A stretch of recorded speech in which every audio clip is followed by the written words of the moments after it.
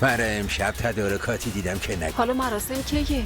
8 دینا از اسکله راه میافتی. امشب تو کشتی مراسم هست. شما مهمونه ویژه منین. اعتراف زن من چقدر خوشگل شده. آره فاتح ولکام. شوهرت برات یه سورپرایز داره.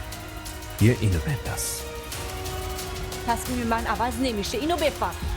طلاقی هم در کار نیست. دست سر عقل. مگه دعا چی شد؟ نمیشه. سرکار خانم میخواد جدا شه. چی؟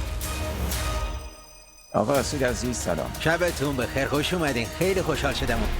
خیلی ممنون. بالاخره آشنا شدیم. خدا رو شکر. خوش اومدین. تشکر. خیلی خوشوقتم آقا. همسرم ایشه. خیلی خوشبختم. منم اصیلم. منم همینطور. اصیل. معرفی میکنم همسرم دوبله.